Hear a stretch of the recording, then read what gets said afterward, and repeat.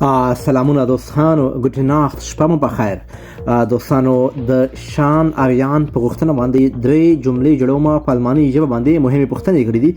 اوله پوښتنه دا ده چې په الماني ژبه باندې موږ څنګه وایو ماته انتظار وکړه. دا جمله په الماني ژبه باندې داسې وایو: Warte auf mich. Warte auf mich، یعنی ماته انتظار وکړه یا د ما لپاره انتظار وکړه. بله جمله یې دا ده چې زه نن له ملګرو سره ځم. نن زه له خپلو ملګرو سره ځم. نو دا جمله په الماني ژبه باندې داسې وایو: Heute gehe ich mit meinen Freunden. Heute gehe ich mit meinen Freunden، یعنی نن زه له خپلو ملګرو سره ځم. او بله جمله یې دا ده: مهرباني وکړئ ماته کار راکړئ.